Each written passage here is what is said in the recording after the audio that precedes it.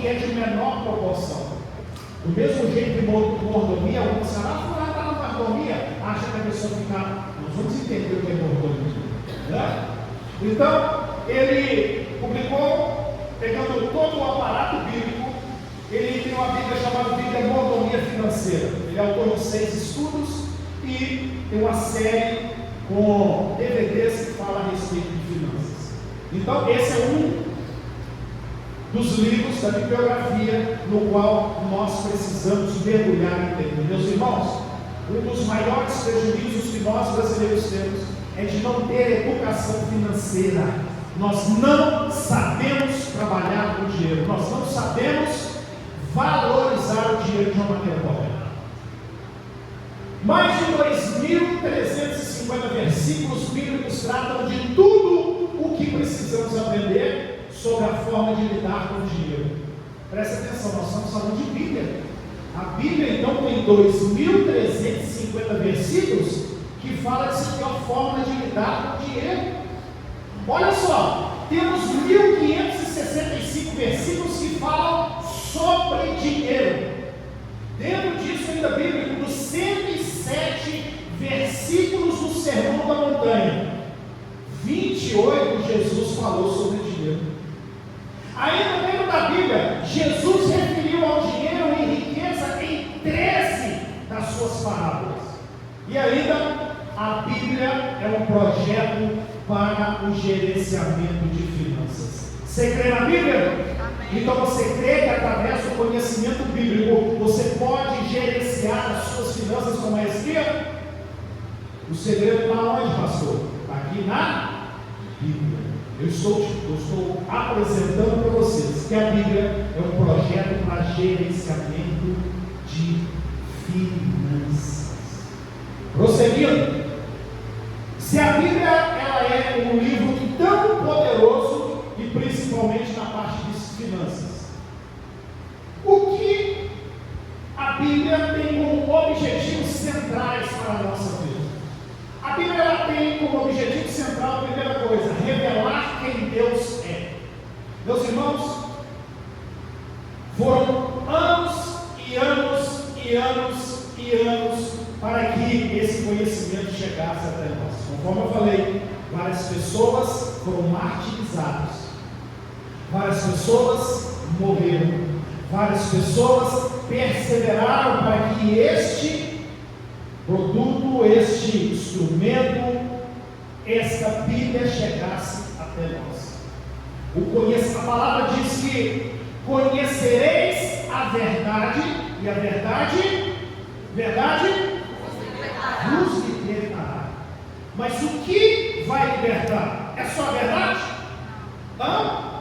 É o que? É o conhecimento de quem? Então isso quer dizer que se eu tenho problema com as minhas finanças, através do conhecimento bíblico de quem é Deus, isso vai suprir, isso vai entender, isso vai fazer com que eu possa administrar os meus recursos. Esse é o objetivo desse treinamento. Então, qual é o objetivo central da Bíblia? Revelar quem é Deus. Deus, Ele é o nosso Pai. Deus é o nosso provedor. Então, a Bíblia, ela quer nos revelar quem é Deus. O objetivo central da Bíblia, quem nós somos. Qual que é a condição que nós temos? Qual que é a nossa condição sem Deus? Meus irmãos, sem Deus nós não somos nada.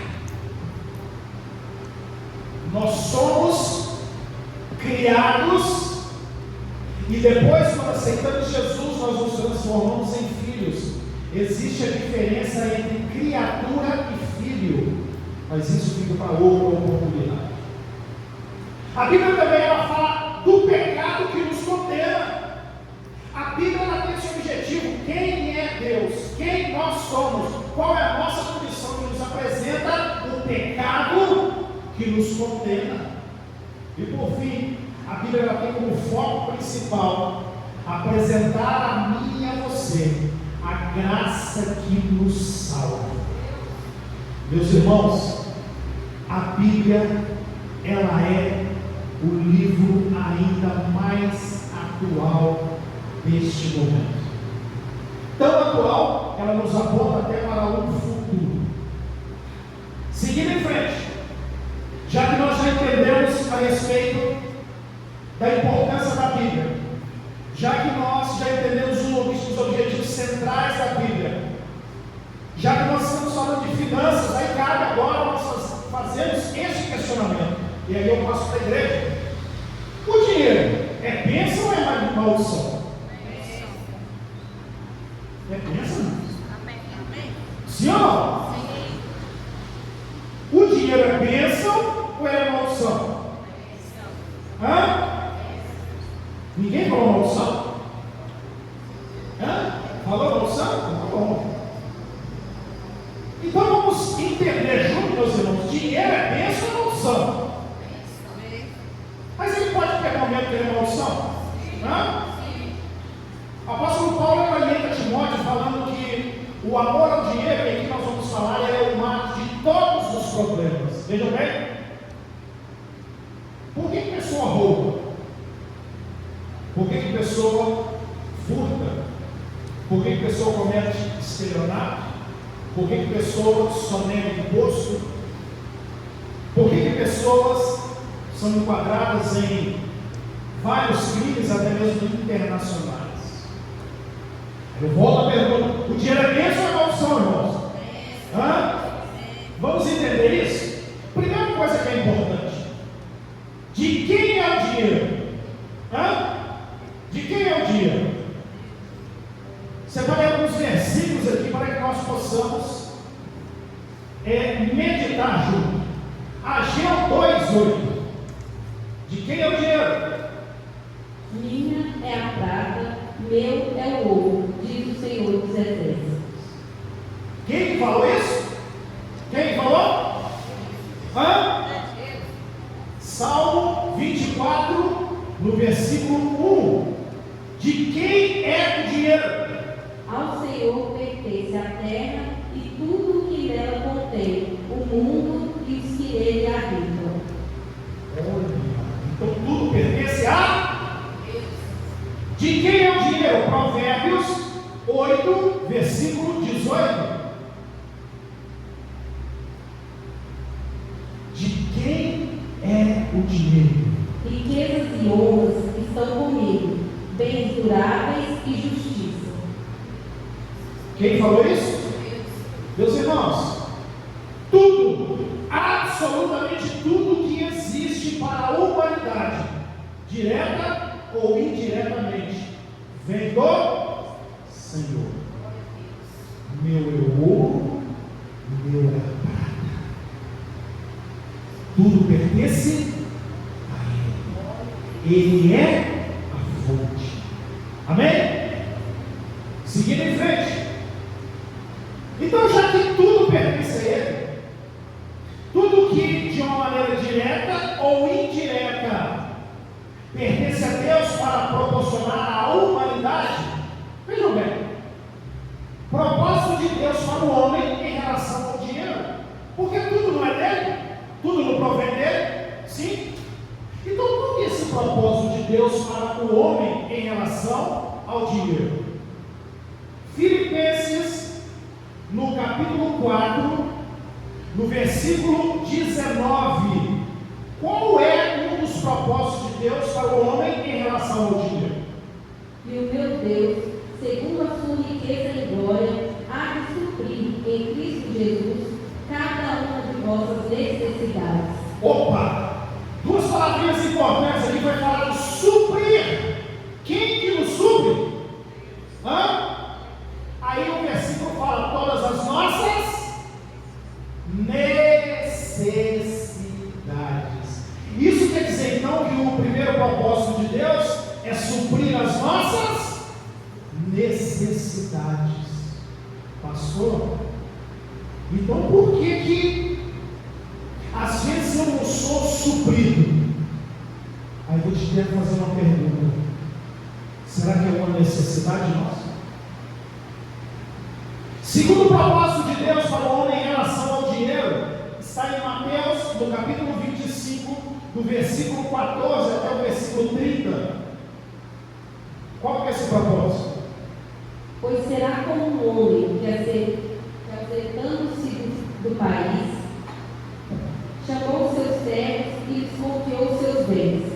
A um deu 5 talentos, a outro 2 e a outro 1, a cada um segundo a sua própria capacidade, e então partiu. O que recebera 5 talentos saiu imediatamente a negociar com eles e ganhou outros 5. Do mesmo modo, o que recebera 2 ganhou outros 2. Mas o que recebera 1, saindo, abriu uma cova e escondeu o dinheiro do seu senhor. Depois de muito tempo, voltou o senhor daqueles servos e ajustou contas com eles. Então, aproximando o que recebera 5 talentos, entregou outros 5, dizendo: Senhor, confiastes-me 5 talentos, eis aqui outros 5 talentos que ganhei. Disse-lhe o Senhor: Muito bem, servo bom e fiel. Foste fiel no pouco, sobre o muito te colocarei. Entra no gozo do teu Senhor. E aproximando-se também o que recebera 2 talentos, disse: Senhor, 2 talentos me confiastes. Aqui temos 2, outros 2 que ganhei. Disse-lhe o Senhor: Muito bem, servo bom e fiel. Foste fiel no pouco, sobre o muito te colocarei. Entra no gozo do teu Senhor. Chegando por fim, o que recebera 1 talento, disse: Senhor, sabendo que és homem severo, que ceifas onde não semeastes e que ajuntas onde não espalhastes, receoso, escondi na terra o teu talento. Aqui tens o que é teu. Respondeu-lhe, porém, o Senhor: servo mau e negligente, sabias que ceifo onde não semeei e ajunto onde não espalhei? Cumpriria, portanto, que entregasse o meu dinheiro aos banqueiros, e eu, ao voltar, receberia com juros o que é meu. Tirarei-lhe, pois, o talento e dai-lhe ao que tem 10, porque a todo o que tem se dará, e terá em abundância, mas ao que não tem, até o que tem será tirado. E o servo inútil lançai-o para fora nas trevas, ali haverá choro e ranger de dentes. Eu sei que às vezes fica bastante lendo ver uma quantidade de versículos dessa, mas é importante para entendermos. Um dos propósitos de Deus para o homem em relação ao dinheiro é investir sabiamente nos propósitos. Presta muita atenção.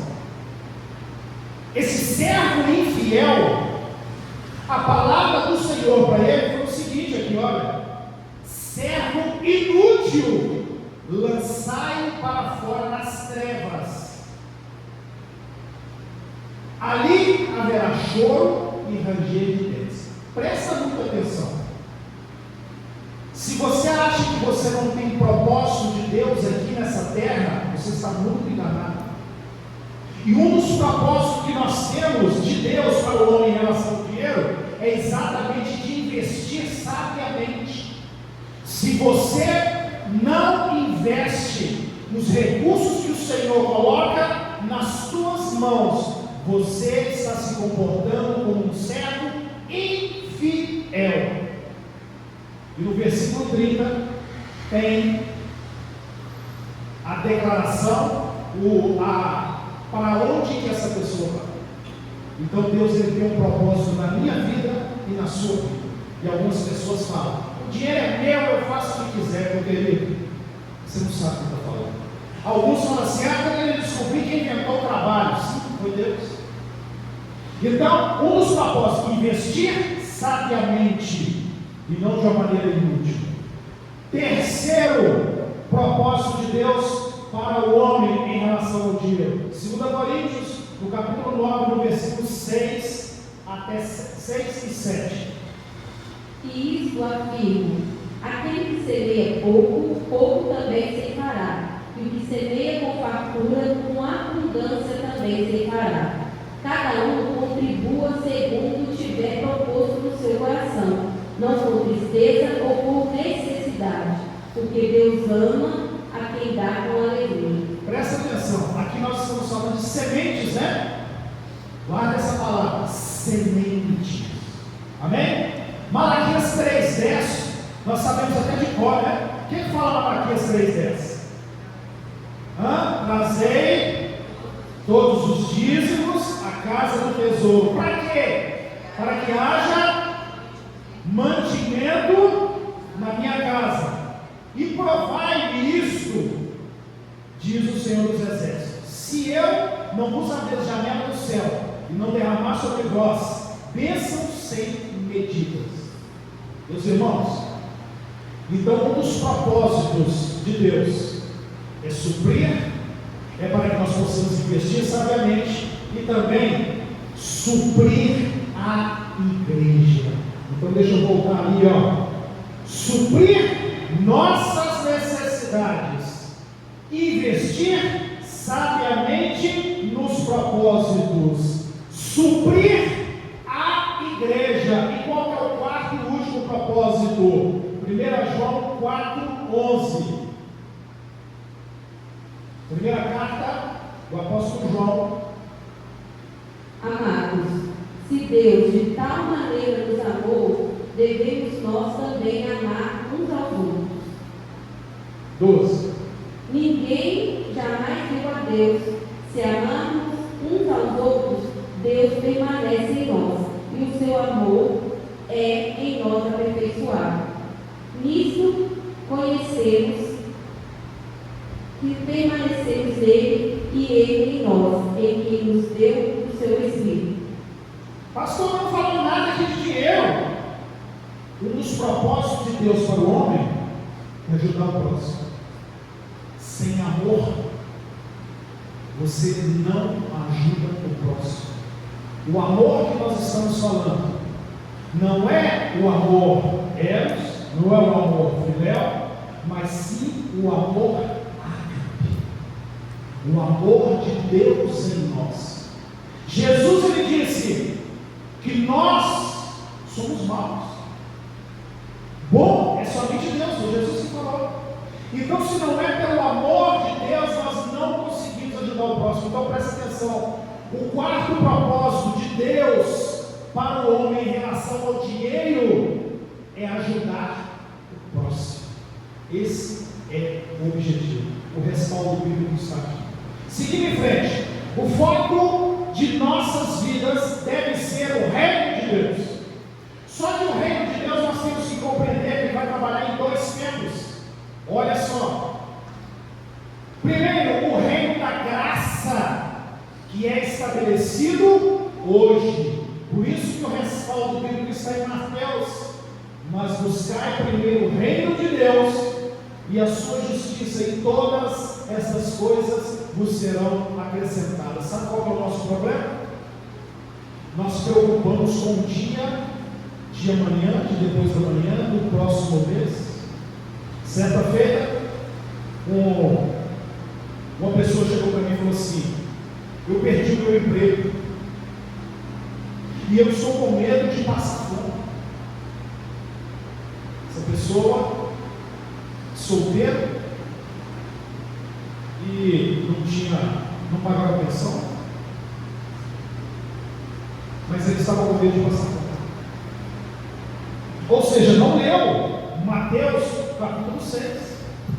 Se ele supre todas as nossas necessidades, e se eu pegar aqui anteriormente, nós vamos entender que Deus, ele fala que cuida até dos pássaros, ele cuida dos lírios do campo, e as pessoas não entendem que Deus, ele supre todas as nossas necessidades. Então presta atenção, buscar primeiro o reino de Deus. Nós temos que viver hoje o reino da graça. Para que isso? Porque amanhã, no futuro, nós temos o reino da glória. Não confunda o reino da graça com o reino da glória. E é por isso que o respaldo de Mateus, ainda no capítulo 6, fala: não ajunteis tesouro na terra, porque nós não pertencemos aqui, nós vamos para um outro lugar, onde lá em Apocalipse fala que lá nós vamos pisar em ruas de ouro. Sabe por que é rua de ouro? Porque lá o ouro não tem valor nenhum. Agora aqui, eles matam por uma barra de ouro. Não ajunteis tesouro na terra, onde a traça e a ferrugem tudo consomem, e onde os ladrões minam e roubam. mas ajuntais tesouro no céu, onde nem a traça nem a ferrugem consome, e onde os ladrões não minam nem roubam. Cuidado para que os seus bens, o seu dinheiro, o seu recurso não esteja virando um Deus na sua vida, um Deus com D minúsculo. Qual é o problema com o dinheiro? Qual é o problema? 1 Timóteo, capítulo 6, versículo 10, nós falamos aqui na abertura desse treinamento, porque o amor ao dinheiro é a raiz de toda a espécie de males. E nessa cobiça ao dinheiro, alguns se desviaram da fé e se transpassaram a si mesmo com muitas dores. O dinheiro é bênção ou maldição? Mas ele pode virar uma maldição? Mas é o dinheiro que é uma maldição? O que é maldição? Aí eu te pergunto, será que nós não estamos do amor ao dinheiro? Porque nada supre as nossas vontades e não as nossas necessidades. Será que nós estamos amando o dinheiro? Não. O problema não é o dinheiro, mas a forma com que lidamos com ele. Prestem muita atenção. Todas as vezes que não soubermos lidar com o dinheiro, nós sempre vamos ser escravos dele. Guarda isso no seu coração. Toda vez que você não souber lidar com o dinheiro, ele vai virar senhor na sua vida. E aí, me perdoa falar, às vezes por amor ao dinheiro, nós não confiamos que Deus ele vai nos suprir conforme a palavra dele diz. E aí o que nós vamos fazer? Nós vamos correr atrás do dinheiro. E como que a gente ganha dinheiro? Como? Trabalhando. Então eu vou triplicar, dobrar, quadriplicar para que esse dinheiro venha. Meus irmãos, nós temos hoje um problema crônico, que é o problema com agiotagem e é o problema com jogos de azar. É um problema crônico. E esse problema, às vezes, assola até mesmo alguns irmãos da igreja. Vejam bem, se tudo pertence a ele, se tudo é dele, e se esse recurso que chega na minha mão através do suor do meu trabalho é dele, aí chega no final do mês, eu não consigo pagar tudo aquilo que eu devo. Aí uma das formas, eu passo no celular, aí vem lá a isca do diabo mostrando jogos. Aí não é as bets legalizadas, é os tigrinhos, é isso e aquilo. Prestem muita atenção no que eu vou te falar. Todas as vezes que você tem um recurso que vem dos céus e é colocado nas suas mãos, e você joga, e você coloca no jogo, você está declarando para Deus o seguinte: o Senhor não é suficiente provedor na minha vida. E aí você está trocando o verdadeiro provedor por um enganador, que é o diabo. Todo jogo é do diabo. Eu falei isso com meu sobrinho do dia, eu disse: que é isso, tio? Simplesmente, porque às vezes quando você está desempregado, o que você vai fazer? Dobrar os joelhos, Senhor, me dá um trabalho, me dá um trabalho. Aí quando ele te dá um trabalho, você começa a ganhar bem, o que você faz? Você começa a ganhar bem, aí você já esqueceu de Deus, é assim que a gente faz. E aí depois, o que você vai fazer? Quando você vai precisar de um recurso, aí você vai tirar um pequeno valor e vai começar a ajudar. Você está virando as costas para aquele Deus que é o seu supridor. O problema não é o dinheiro, mas como lidamos com ele. Conserve-se livre do amor ao dinheiro e contente-se com o que você tem. Porque Deus mesmo disse: nunca o deixarei, nunca o abandonarei. Sabe por quê? Quando você chega, coloca as suas dívidas todas, faz a conta e fala assim: realmente não vai dar, eu vou ter que dar um jeito. Qual que é o jeito que você vai dar? Trabalhar triplicado, ou então você vai jogar? O que você está declarando? Deus, você não supre. Só que aqui a igreja está falando o contrário, porque Deus mesmo disse: nunca o deixarei, nunca o abandonarei. Malaquias 3,10. Faz falta com Deus? Eu já percebi aqui algumas vezes. Apareceu gasolina no meu carro. E você não é obrigado a acreditar no que eu estou falando, não. Apareceu gasolina no meu carro. Todo mundo passa por alguns momentos, né, de dificuldade financeira. Apareceu gasolina no meu carro. Ah, mas como foi? Eu não deixei o carro com ninguém. Parei o carro. Vou falar até o local. Olha o monte. Eu não desci. O ponteiro já estava nascendo. Não precisa ser acreditado, não. Não precisa ser acreditado. Agora, você nunca vai viver uma experiência sobrenatural se você não crer na palavra e no Deus que supre todas as suas necessidades. Estilo de vida incompatível com o que ganha. Meus irmãos, isso aqui vai ser uma par de pessoas. Vive querendo ser mais do que não é. Estilo de vida incompatível.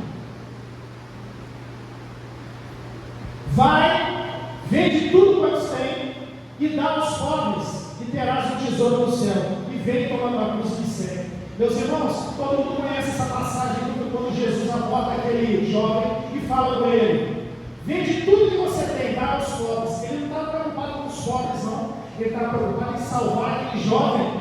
Jesus não se referia apenas às necessidades do pobre, mas também à salvação daquele jovem. O apego ao dinheiro se tornou uma maldição desde o início da história. O dinheiro passou a ocupar o lugar errado na escala de valores da sua vida na humanidade. O dinheiro sempre está acima de Deus na maioria das pessoas. Pessoas deixam de vir cultuar a Deus para fazer outras coisas. Deus tem que ser prioridade na nossa vida. Ah, pastor, mas isso está falando. A palavra está nos ensinando isso. Qualquer coisa que se coloque no lugar de Deus, inclusive o dinheiro e a riqueza, torna-se um Deus e uma escravidão. Eu falei isso aqui. Deixa eu correr um pouquinho mais aqui. Amar o dinheiro contraria as escrituras, logo é pecado de idolatria. Meus irmãos, como pessoas amam mais Deus do que carro, do que casa, do que trabalho, do que conta bancária, ou até mesmo ama mais ao seu marido, ou a sua esposa, ou seu filho. O primeiro mandamento fala que amar a Deus sobre todas as coisas, sobre todas as circunstâncias. O que eu estou te falando aqui. Ter dinheiro não é pecado, muito pelo contrário. Ter dinheiro é pecado, não, meus irmãos. Agora, tem pessoas que sabem por que não tem dinheiro? Porque se tiver dinheiro, o dinheiro vai transformar o Deus em Deus. Se a pessoa ficar milionária, amanhã ela tem que passar na porta assim. Não vem. Vem um dia, 2 dias, não vem. Não vem. Quando utilizamos o dinheiro conforme os ensinamentos bíblicos, ele será uma bênção para toda a humanidade e cumprirá o propósito. Então, peraí. Nós falamos do propósito do dinheiro de Deus para a humanidade, não é isso? Então, olha só. Honra o Senhor com os seus bens e com a primeira parte de todos os seus ganhos, e se encherão os seus celeiros e transbordarão de vinho os seus lagares. Isso é Bíblia. Dar a Deus não é apenas uma forma de honrá-lo, mas também uma forma de mantermos essa área em disciplina. Meus irmãos, muitas pessoas têm amor ao dinheiro e não sabem. E a partir do momento que eu honro a fonte, é uma maneira de eu manter isso em disciplina. Deus não está interessado em nosso dinheiro, mas sim na honra. Meus irmãos, você acha mesmo que aquele que é dono do ouro e da prata, ele está interessado no seu salário? Se ele é a fonte? Temos que aprender a dar, não pela utilidade da oferta em si, mas porque amamos mais a Deus do que aos nossos bens. Meus irmãos, nós sempre pregamos aqui nos cultos. Se você não tem entendimento do que é oferta, vai ensinar, não vem que é oferta. Não faça. Não é assim que a gente faz. O dinheiro serve o reino de Deus e não o contrário. Não é o reino de Deus que serve o dinheiro. Porque as pessoas sem entendimento, o que ela vai fazer? Hoje eu vou dar uma oferta de R$100. Deus, mas eu quero 200 no final do mês. Deus, mas eu quero aquele contrato fechado. Deus, mas eu quero isso, eu quero aquilo. A sua contribuição, ela é automática porque você quer honrar o reino, honrar a Deus em agradecimento. A sabedoria de relacionar com o dinheiro faz com que o utilizemos a serviço do reino de Deus. Dessa forma, o dinheiro será utilizado como servo e não como senhor. Cuidado para o dinheiro não ser senhor na sua vida. Contribuir no reino de Deus não é uma opção para o cristão, é uma responsabilidade. Agora pega isso aqui, por favor. Contribuir não é uma opção para o cristão, não. Por quê? Porque você conhece a palavra, porque você conhece a fonte. Presta atenção nisso aqui. Então isso quer dizer, como cristão que conhece a palavra, eu tenho responsabilidade. Vamos entender isso? Consciência de mordomia. Níveis de contribuição. Quais são os níveis de contribuição que nós temos na igreja?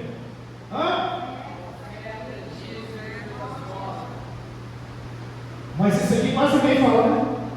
Isso são níveis de contribuição, porque eu tenho uma consciência de mordomia. Qual consciência que é essa? Uma responsabilidade. Conforme nós já sabemos, dízimo é para suprir a casa do Senhor, oferta é para investir na casa do Senhor, e esmola é para socorrer pessoas, para a honra, glória e louvor do Senhor. Essa casa de oração contribui nesses 3 níveis de contribuição.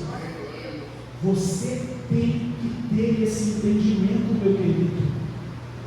Você não quer socorrer, ajudar a igreja a socorrer, mas quando a Oema fala, pode colocar 20 centavos para doar para tal lugar sem sensação, você não pode, você nem sabe para onde é. Mas a casa onde você congrega, você não tem. Olha só, princípio da mordomia. Nós temos que entender porque nós temos responsabilidade. Como mordomos, nós temos responsabilidade. Então nós temos que entender a diferença de um mordomo para proprietário. Olha só, o proprietário tem direito, o mordomo tem responsabilidade. Meus irmãos, o que é mordomo? Aqueles que têm aquela mansão, né, e falam, eu tenho mordomo. Aquela casa é do mordomo? Não, é de quem? É do dono, né? Mas o que o mordomo faz? Ele serve. E serve com responsabilidade. Então o mordomo, ele tem responsabilidade. Você tem alguma coisa aqui nessa terra? Você não tem carro, não? Você não tem casa, não? Você não tem salário, não? Você não tem marido, não? Você não tem filhos, não? Deixa eu te contar uma coisa. Você não tem nada aqui, meu filho. Tudo pertence a quem? Tudo é isso quer dizer aqui, presta atenção, que o mordomo, ele presta conta, porque usa o que não é dele. A parábola do talento que nós vemos. Deus confiou 5 moedas para um, 3 para outro e 1 para outro. Aí o outro que ele fez, ele escondeu. Cuidado para você não ser responsabilizado por aquilo que o Senhor está colocando nas suas mãos. Princípio da mordomia. Nós somos mordomos. Nós manipulamos aquilo que não é nosso. Memorial diante de Deus. Atos 10, 1, 4. Nós não vamos ler isso aqui porque nós estamos em cima da hora. Aqui fala a respeito de um servo que ele dava esmola e orava a Deus. E aí apareceu um anjo para ele falando assim, as suas esmolas e as suas orações chegaram até Deus. Presta muita atenção. Você que tem um coração duro, que não gosta de ajudar ninguém, isso é um nível de contribuição. A contribuição passa a ser um ato espiritual, assim como a oração. ajuda uma pessoa, aí você fala assim, mas essa pessoa aí, esse cara vai comprar crack, esse cara vai fazer você fez a sua parte, meu Deus. É ele com Deus. Esquenta, você está fazendo a sua parte. Cantem, alegrem-se os que amam a minha justiça, e digam continuamente: o Senhor seja engrandecido, o qual ama a prosperidade do teu servo. Presta atenção, meu querido. Quanto mais recursos o Senhor colocar nas tuas mãos, é para que você possa usar para o propósito que Ele colocou nas suas mãos. Como assim, pastor? Vamos entender isso? O que é prosperidade? Prosperidade, meus irmãos, é todo o recurso necessário para o cumprimento do propósito de Deus. Todos nós temos um propósito aqui nessa terra. O povo de Deus deve prosperar para que a casa dele, de Deus, seja próspera, seja suprida para cumprir a grande comissão. Meus queridos, algumas pessoas acham que o Jesus ele vai materializar aqui na casa dele e vai depositar no gasofilaço recurso para suprir. Não, ele vai usar você, porque ele vai usar você, ele vai usar eu para suprir a casa que é dele. Falamos de dinheiro não porque a igreja é necessitada, mas é em cima da fonte. Às vezes algumas pessoas falam assim: briguei com aquele pastor, não vou ofertar e vou dizimar. Meus queridos, a minha oração sempre é para abençoar as suas finanças, porque através das suas finanças e do entendimento bíblico que você tiver, o Senhor vai usar você para suprir a casa dele. Eu já cansei de falar, não recebo nem um centavo aqui não. Por quê? Porque o Senhor ele já me paga, porque eu sei de onde Ele me tirou. Eu sei. E eu falo isso não é para aparecer, eu falo com quem me conhece sabe. Eu falo isso porque eu sou grato a Deus. A prosperidade que hoje eu tenho não é de recurso, é de graça. A igreja não precisa de dinheiro, mas sim da graça de Cristo. Você consegue entender isso aqui? Você consegue entender? Então, quando você oferta e dizima nesse gasofilaço, não é valor, é coração, é entendimento. É entendimento. Pois se a igreja é dele, é de Cristo, ele mesmo assume. O Senhor usa pessoas generosas, pessoas gratas e com entendimento bíblico de prosperidade para suprir a sua igreja. Aí você quer ser rico, mas você não é fiel nos dízimos e nas ofertas. Se você não é fiel no pouco, como é que Deus ele vai ser fiel com você no mundo? Como é que você vai fazer isso? Se você está confiando nele, que ele é a fonte. A bênção de Deus envolve pão e semente. Presta atenção nisso aqui, isso aqui é o puro lugar. A bênção de Deus envolve pão e semente. O pão é para suprimento. Nós não falamos que um dos propósitos de Deus é suprir você. Você acha que Deus vai te deixar na mão? Você acha que Deus vai te deixar se for fome? Você acha que Deus não vai suprir a sua casa? Um dos propósitos de Deus, suprir, por isso Ele te dá pão. E Ele também te dá semente. Para que Ele te dá semente? Presta atenção, crente. Para que o ciclo não pare. Você entendeu? Que o que você está trazendo para o gasofilaço não é para enriquecer o pastor, mas que o diabo sopra na sua mente e de outras pessoas. Mas se você está trazendo semente para que o ciclo não pare, não só na igreja, mas também na sua vida. Quanto mais semente for lançada, mais pão terá para suprimento. Mas você quer ser suprido em todas as suas necessidades, mas você não joga semente. E quer ser rico, e quer ser próspero, mas não entende esse princípio aqui de semente e de pão. Mas sabe qual que é o pior problema? É isso aqui, ó. Todo crente recebe pão e semente, absolutamente todos recebem pão e semente. Só que sabe qual é o problema? não consegue discernir qual que ele come. Ele come o pão e ele come a semente. E aí fica sentado. Deus, ai, Senhor, eu trabalho tanto. Deus, eu sou dizimista, fiel, mentiroso. Não é para pastor que você está dando, não, meu querido. Isso aqui é o pulo do gato. Isso aqui é o princípio para que você possa ser próspero. Toma isso no seu coração. Se a visão que eu estou passando para vocês, se a visão, haverá provisão. Você está tendo a visão, você está tendo a palavra, ou você está achando que a Bíblia, ela não é a verdade. Se você não tiver essa visão, então realmente não haverá provisão.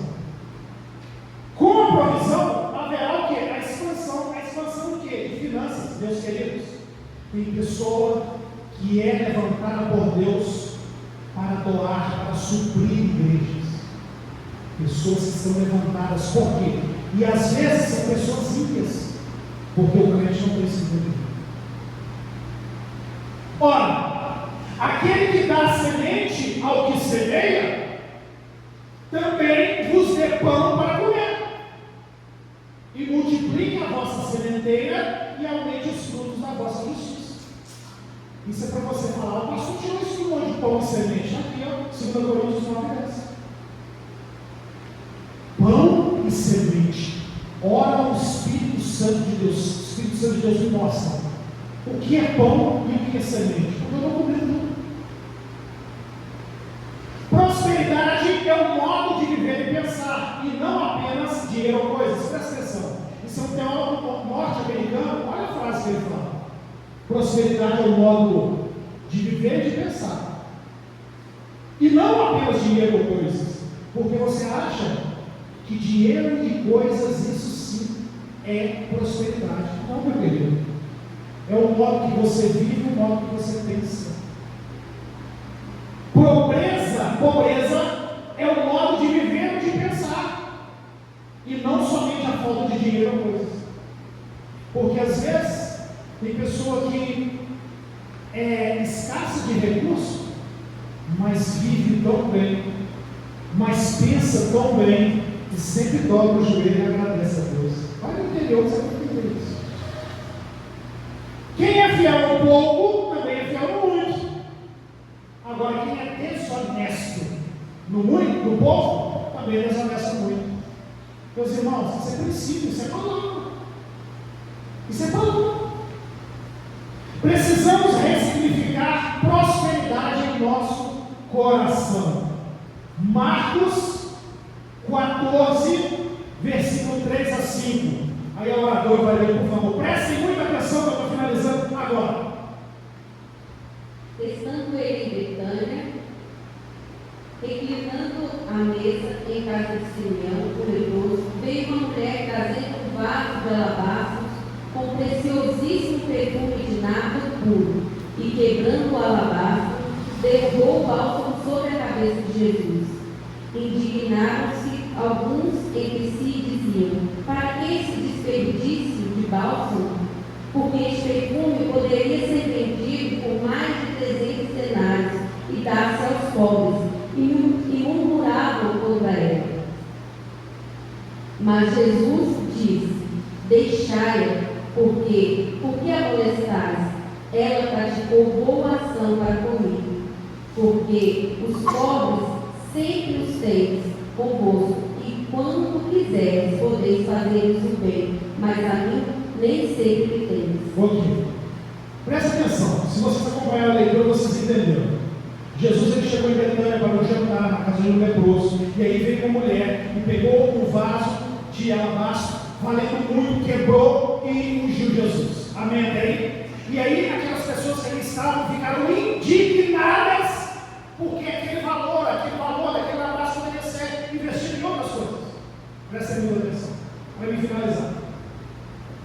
Imaginem vocês que uma mulher, ela ora durante anos para que ela possa ser próspera financeiramente. Ela ora diuturnamente,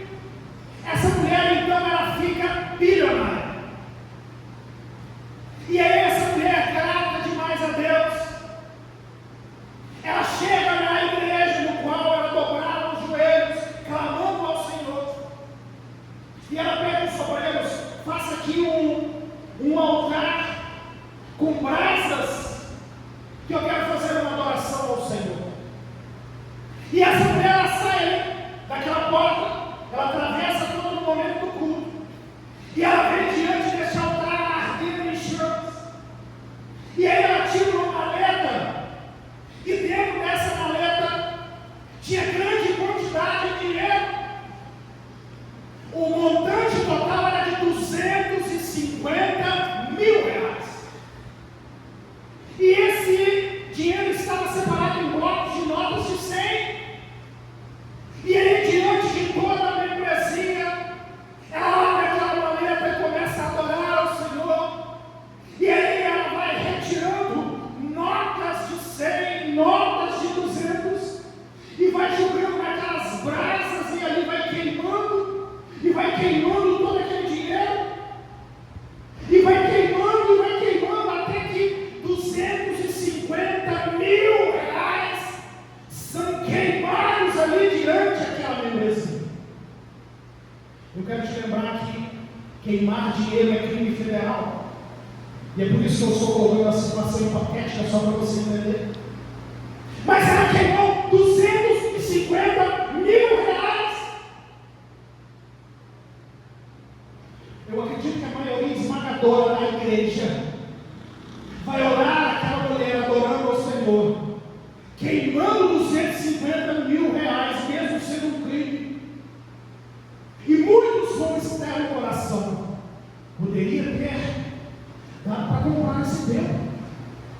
Poderia ter trocado a bateria, Michael. Poderia ter comprado microfones. Poderia ter colocado ar-condicionado.